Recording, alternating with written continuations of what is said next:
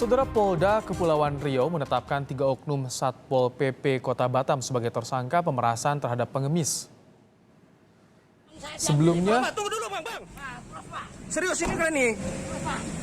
Enggak, aku ya lihat dulu bang. sebelumnya polisi melakukan pemeriksaan terhadap 6 saksi sampai kemudian menetapkan 3 diantaranya sebagai tersangka. Dari ketiga tersangka, 1 diantaranya berstatus ASN atau aparatur sipil negara, sementara 2 lainnya adalah tenaga honorer.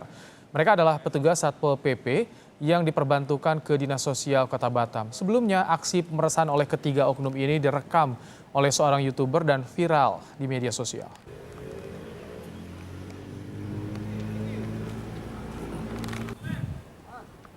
Oke bro, ini dari dinas sosial ini dibilang untuk mengamankan. Sementara itu, Dinas Sosial Kota Batam menegaskan tindakan dari ketiga oknum tersebut tidak ada kaitannya dengan lembaga dinas sosial. Kepala Dinas Sosial Kota Batam, Harshimah, menyebut ketiganya adalah petugas Satpol PP yang diperbantukan di Dinas Sosial untuk melakukan penertiban di Kota Batam. Dinas Sosial pun menyerahkan penanganan kasus ini kepada kepolisian. Ini ditugaskan untuk menjaga dinas sosial setelah penangkapan. Kami juga mereka ini ada prosedur kita untuk penangkapan, itu ada prosedur penjangkauan namanya, itu satu. Kita tidak ada istilahnya yang ini nih adalah mereka sendiri, inisiatif mereka sendiri ya sebetulnya. Nah, oknum daripada Satpol PP yang ditugas ke kami. Tindakan Dinso sendiri Bu? Nah, kalau kami tidak ada tindakan ini, biar aja ranah hukum. Ya. Untuk mengetahui lebih lanjut bagaimana penanganan kasus ini, kita tersambung dengan Direskrimum Polda Kepulauan Riau, Kombes Ari Darmanto. Selamat sore Pak Ari. Selamat sore Mas. Pak Ari, kalau kita lihat di video yang viral ada pengemis yang dibawa masuk ke dalam mobil. Jadi bagaimana modus pemerasan yang dilakukan ketiga oknum ini, Pak Ari? Ya, modus yang pertama ya seperti yang tadi sudah ditayangkan di layar kaca, bahwa pengemis yang sedang melaksanakan kegiatan minta-minta itu di lampu merah dilakukan penertiban. Secara kebetulan kalau keterangannya dari pengemis yang sudah kita minta keterangan itu ada orang yang lewat, kebetulan itu YouTuber yang biasa membuat isi konten lain-lain. Iya. Akhirnya pengemis tersebut cukup histeris, teriak-teriak minta tolong. Itu dari hal tersebut yang dilakukan oleh YouTuber tadi itu berusaha untuk mengejar, ya kan, kenapa, dan untuk mengklarifikasi. Namun demikian beberapa oknum tersebut meninggalkan begitu saja. Itu kurang lebih. Dari pengakuan tersangka, sudah berapa korban yang mereka peras, Pak Ari? Awalnya itu kan pertama kita mengamankan yang berdasarkan tayangan di YouTube itu. Ada 3 oknum ya awalnya. Berdasarkan juga keterangan dari pengemis yang sudah kita minta keterangan, kita datangi rumahnya. Setelah kita juga melihat viral di media sosial. Dari keterangan pengemis, dan kemudian kita dapatkan plat nomor mobil tersebut, kita melakukan permintaan keterangan kepada oknum tersebut. Jadi dari 3 itu diambillah beberapa uang dari pengemis disabilitas itu. Iya. Kemudian kita minta keterangan lagi, terjadi pemaksaan. Kalau keterangan khusus dari pengemis sendiri itu sudah menjadi kejadian tersebut sudah terjadi 3 kali. 3 kali. Yang pertama sempat 200.000, yang kedua 150.000, yang terakhir yang di sempat YouTube yang terakhir itu 90.000, diambil 40.000 dan dikembalikan 50.000. Gitu. Jadi untuk jumlah korban yang diperas ini belum diketahui secara pasti ya? Ya, jumlah korban yang diperas ini setelah kita minta keterangan dari 3 yang sudah kita amankan, kita mendapatkan lagi 3 oknum. Ya, yang sebelum dan sebelumnya.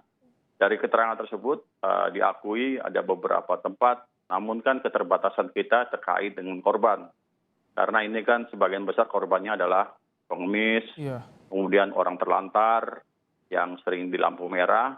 Jadi kita cukup kesulitan mencari korban untuk memberi keterangan. Hanya ada beberapa oknum yang sudah mengakui yang dikatakan tidak menghitung berapa kalinya, tapi sudah pernah dilakukan.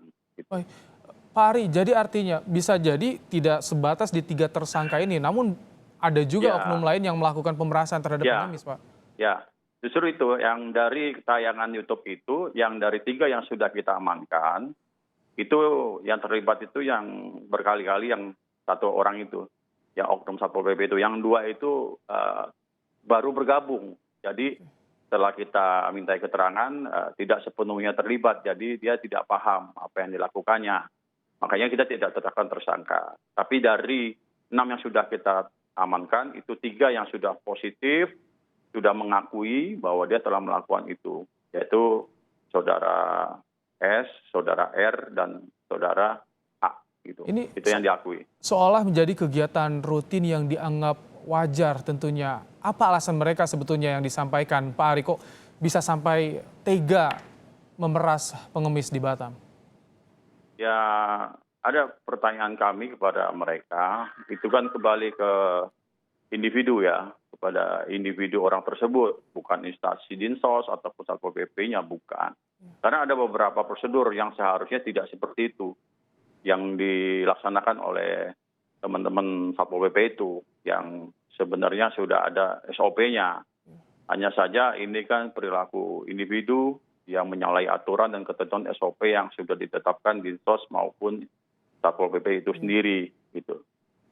Tapi yang tercoreng tentu lembaga dinas sosial dan juga Satpol PP yang justru terkena imbasnya. Nah, ada koordinasi dengan dinas sosial atau Satpol PP untuk menertiban oknum-oknum yang seperti ini, Pak Ari? Ya, kemarin kami cukup mendapat apresiasi yang baik dari teman-teman dinas sosial dan Satpol PP. Mereka mendukung pemeriksaan ini dan kemudian juga mereka akan berkoordinasi lagi mungkin. Siapa tahu ya kan di kemudian hari masih ada oknum-oknum yang melakukan perbuatan yang sama. Pak Ari, kabarnya 3 tersangka ini belum ditahan atau bagaimana sejauh ini? Sudah ditahan kan? Ditahan. Saja yang 3-nya lagi kita kenakan wajib lapor dikarenakan mereka dilihat dari unsur pasalnya kami belum bisa terapkan kalau yang bersangkutan sebagai tersangka. Hanya 3 ya yang kita tetapkan sebagai tersangka, yaitu saudara S, saudara A, dan saudara R. Itu yang benar-benar beberapa kali melakukan pemerasan, pengambilan uang secara paksa, dan tindakan lainnya yang di luar ketentuan hukum. Pasal yang dikenakan dan juga ancaman hukuman, Pak Ari? Pasal yang dikenakan ini kami sepakat ya, bahwa di dalam kita kenakan Undang-Undang Nomor 8 Tahun 2016 tentang disabilitas. Itu pasal 143 huruf I, pasal 144 dan pasal 145. Perlu diperjelas, perbuatan yang mereka lakukan itu adalah di pasal 143 huruf I, di mana seseorang itu dilarang untuk menelantarkan, menyengsarakan, menyakiti, atau mengabaikan orang disabilitas. Sedangkan pasal 144-nya dan 145 itu adalah ancaman hukumnya, kurang lebih 5 tahun dengan denda 200 juta rupiah. Gitu. Kami juntokan juga dengan 368 KUHP, yaitu pemerasan.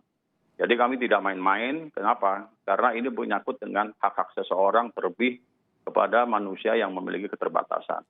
Itu kurang lebihnya seperti itu. Pak Ari, ketika tersangka, ketika diperiksa apakah kooperatif? Misal mereka juga melaporkan siapa-siapa saja yang terlibat? Mereka kooperatif gitu. Hanya saja kan sejak kejadian viral itu terhitung dari sekarang kan ke belakang itu 2 hari yang lalu. Jadi sementara ini kami masih fokus terhadap unsur dan penerapan pasal yang kita kenakan kepada yang bersangkutan gitu. Sementara kalau yang lain-lainnya nanti mungkin berkembang, mudah-mudahan tersangka yang sudah kita amankan itu bisa kooperatif dan bisa memberitahukan siapa-siapa saja yang pernah terlibat selain dari mereka yang sudah kita tangkap. Pak Ari, kalau misalkan banyak yang melakukan hal seperti ini, apakah ada kecurigaan ini terorganisir, Pak?